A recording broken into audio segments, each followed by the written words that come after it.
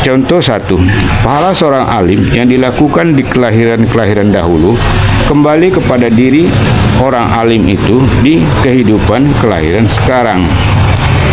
Seorang alim ketika mencari nafkah, ia bekerja di sebuah perusahaan dengan mematuhi segala peraturan yang telah ditetapkan oleh perusahaan. Ia pun bekerja dengan rajin, jujur, dan bertanggung jawab. Karena keterampilan orang alim itu, maka ia pun mendapat gaji lumayan besar.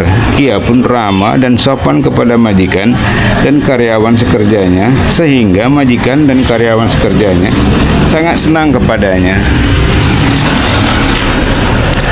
Warga lingkungan tempat tinggalnya pun sangat senang kepadanya, karena dia selalu ramah, sopan, dan suka beramal.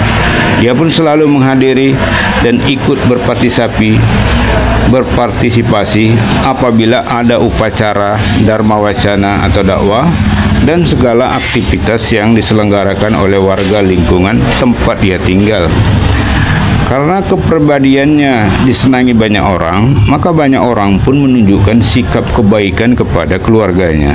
Ia pun hidup sejahtera dan bahagia dengan anak-anak dan istrinya hingga selesai tanggung jawabnya kepada anak-anaknya, yaitu mengasuh anak-anak dengan perawatan dan pendidikan, hingga anak-anaknya tumbuh berkembang sehat, tertuntun dengan cerdas, ramah dan sopan.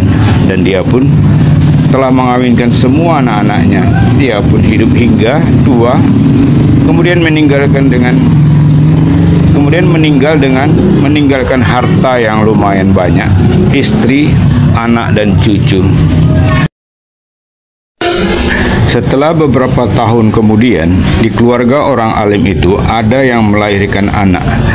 Anak yang baru lahir itu hidup dengan harta yang tak berkekurangan dari peninggalan kakeknya dan ditambah lagi dari nafkah orang tuanya. Semenjak masih kecil, anak itu beserta keluarganya selalu disenangi oleh sanak saudaranya dan warga lingkungan rumahnya. Kadang pujian dan sanjungan datang dari orang yang tidak dikenal oleh keluarganya itu sendiri. Yang menjadi tanda tanya, kenapa hal-hal seperti ini bisa terjadi di keluarga itu? Siapakah roh yang menempati badan setulah sang anak itu, sedangkan di tempat lain ada anak lahir di keluarga yang orang tuanya baik juga, tapi sangat melarat.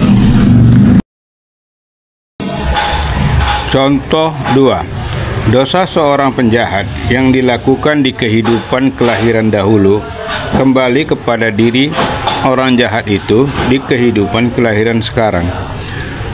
Seorang penjahat ketika mencari nafkah, ia melakukan berbagai macam kejahatan seperti mencuri, menipu, saksi palsu, korupsi, dan lain yang sejenisnya.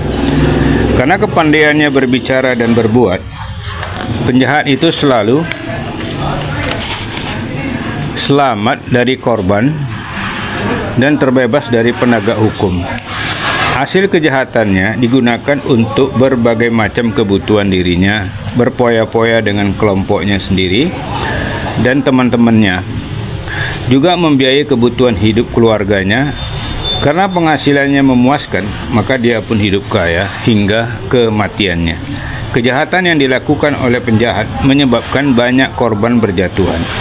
Ada korban terkena kerugian besar, ada korban terkena kerugian kecil, ada korban sok hingga jatuh sakit, dan ada korban meninggal juga. Tanpa mempedulikan akibat perbuatannya kepada si korban, si penjahat hidup bersenang-senang sampai tua dan hingga selesai tanggung jawabnya kepada keluarganya. Kemudian dia pun meninggal dengan meninggalkan banyak harta, istri, anak, dan cucu. Tidak lama setelah meninggalnya orang tua yang meninggalkan banyak harta itu, ada keturunannya melahirkan anak lagi. Tetapi semenjak keberadaan cucunya itu, keluarga itu selalu ditimpa penderitaan yang datang silih berganti dari sesama keluarganya, dari orang yang ada di sekitar lingkungan dia, dan kadang-kadang dari orang yang tak dikenal. Yang menjadi tanda tanya, kenapa hal-hal seperti itu bisa terjadi di keluarga itu? Siapakah roh yang menghidupi badan setula sang bayi dari cucu si penjahat itu?